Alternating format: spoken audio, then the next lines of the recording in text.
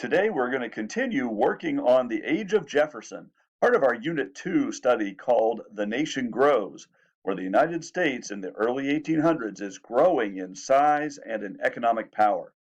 Yesterday, we spent some time with the Industrial Revolution of the early 1800s. We are moving from a cottage system of manufacturing, where people manufacture products at home pretty much by themselves with their own equipment, kind of working at a pace that works for them. We're changing to factory system, where people would all come to one building to work in a factory, manufacturing things in a factory. Get it? Manufacturing in a factory. We're making products mostly by machine. We're not working by yourself anymore and not working at your own pace, maybe working at somebody else's pace.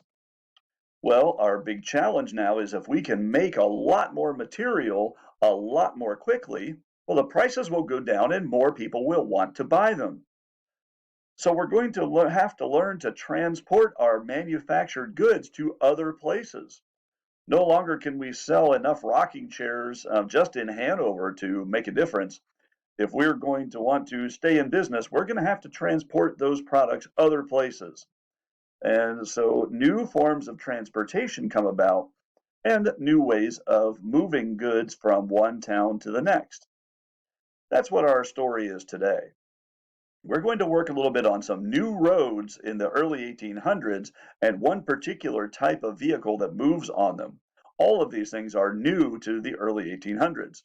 So on your graphic organizer, you'll hear a little bit of the story, and you're going to record either some pictures or some words that will help you remember what those first roads in America were like, what Native Americans' role was in creating those first roads, how settlers and the Industrial Revolution changed things, and then we're going to look at four different types of roads to show us how we are going to try to improve roads: corduroy roads, plank roads, macadam roads, and eventually we're going to learn how we pay for this all with turnpikes. Let's start with this. The United States in the 1830s is all this pinkish area. All these areas have become states. We're insisting on settling more territory, and we're going to continue moving west. Please keep in mind this gray area does not belong to the United States yet, nor does Hawaii or Alaska. The first roads in America were pretty much just animal migration paths. You'll notice the deer here in the picture. Animals are intuitive and they move from place to place throughout the year. They find the best ways to do that. They find the best ways to cross streams or rivers, the best way to get over hills and mountains, ways to stay protected from their enemies and from the elements as they travel from place to place. Those are America's first roads, are pretty much animal migration paths. You can put those on your paper right here. And then we'll move on to Native Americans' role in improving them. Native Americans move from place to place. A lot of tribes did not just stay in one place all year long. They moved to where different seasons they would do different functions to prepare to keep themselves alive through a harsh winter especially. Well, Native Americans pretty much would just improve those animal migration paths. Animals figured out the best way to get to places, and Native Americans would just use the same things. Now they'd widen them, probably, maybe keep the brush cut down a little more, because animals don't care if they walk through brush, but people do. And so Native Americans would improve those animal migration paths to make them more suitable for human traffic. When our Industrial Revolution comes along, things are going to change quite a bit.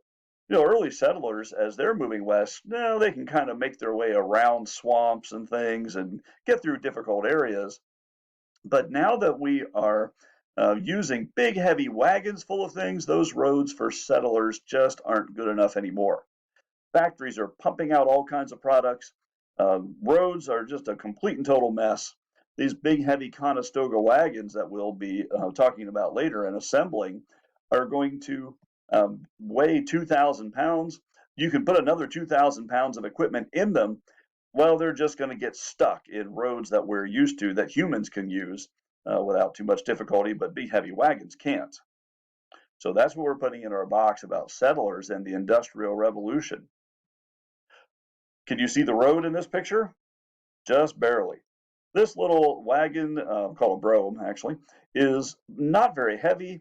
It doesn't hold a lot of weight and doesn't need much of a road to travel on. Maybe a couple of wagon tracks are good enough. But now that we're trying to move big, heavy loads of equipment weighing thousands of pounds being pulled by two, four, or maybe even six oxen or horses, well, we've got to have something better. So let's talk about three new types of roads we're beginning to build in the early 1800s. The first of which is called a corduroy road. Corduroy, like a material that you might be familiar with that has different bumps and ridges in it. A corduroy road, well, you just cut down trees, cut off the branches, and lay the trunks out along low and swampy areas to fill them in. You can probably take a good guess at what's going to be really, really uncomfortable about riding on a corduroy road. It'll be very bumpy. But the idea is you can fill in low areas and you'll be able to travel through places that we couldn't travel through before. A big heavy wagon is not as likely to sink, and you might actually be able to keep moving instead of being paralyzed for months at a time. You try to fill in between the different logs to make it smoother, make it safer for the animals' feet, and more comfortable for the drivers. Then here's a corduroy road going off through the woods. You need to build these, you have to pay people to do it, but the material is plentiful. Yes, corduroy roads cost money, but they're not super expensive.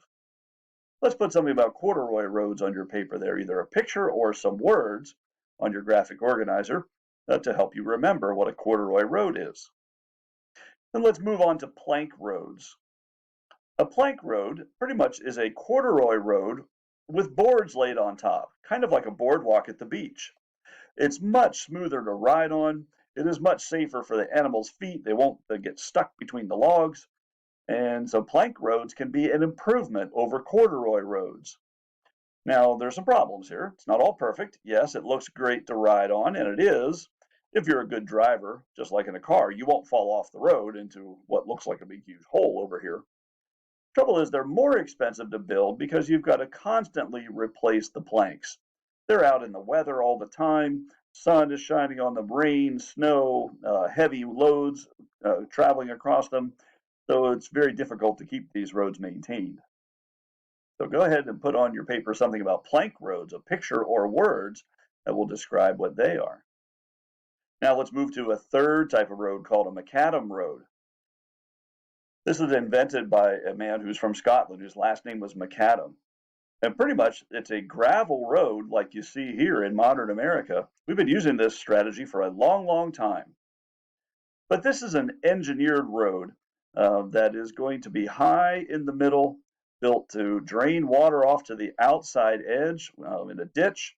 You make different layers of different size rocks and compact them all together. Large rocks on the bottom, medium-sized rocks, small rocks into a gravel layer. And once you've built this and compacted it all together, like these gentlemen are doing, you've got a really good road made of solid stone.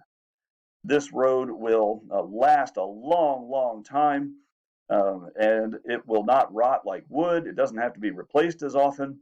And you can see, though, there might be a disadvantage in that there are a lot of people required to build this. Everyone from the supervisor here who's watching to the people who are breaking up rocks, putting them out on the roads, raking them, rolling heavy rollers on them, and trying to build the roads that way. These are very expensive roads, very expensive. So expensive that, well, we've got to find a way to pay for these. Let's put something on our paper or graphic organizer about macadam roads. And then let's finish up with how we pay for these roads with turnpikes. Before we do that, let me give you an example from our area of an Indian trail that was once known as the Monocacy Trail, later became a dirt road or wagon path leading from York to Hanover. Now it's more or less a paved road called York Street or Route 116. Have you been to the York Street Treat? I bet many of you have. Well, the road in front of the York Street Treat is York Street. And York Street has gone through that whole process of being an animal migration path to Indian Trail to a dirt road and finally a macadamized road that we use today. By the 1860s, all these orange things are roads all over America. You've even probably traveled on some modern versions of these same roads. Now, how do you pay for all this? Well, this is where we get the idea of a turnpike. A gravel road can be very expensive to build. So what we'll do is every now and then we'll put up a toll booth, and people using the road will have to pay a toll to travel on that road. And then they take the money from those tolls and put it into paying the toll keepers, of course, like this would be a toll keeper's house. They live right along the road, collect the tolls, pay their own expenses, living expenses, and pay for the expenses to build the road. In this picture down here, we've got a gate across the road, but originally you would block the road with a military weapon called a pike. And when people would pull up to the toll booth, the pike would be blocking the road. They would pay their toll. The toll gate operator would turn the turnpike, and then you could move your wagon or your load or your herd or whatever you're doing on through the gate, the pike, and they would put the pike back, and there you go. This is how we pay for these roads. So somewhere on your graphic organizer there, near where it says turnpikes, go ahead and put in a little bit of information, either pictures or words, about what a turnpike is. Now that we know about new roads of the early 1800s, we're going to construct a Conestoga wagon. You'll see some more directions about that coming up very soon.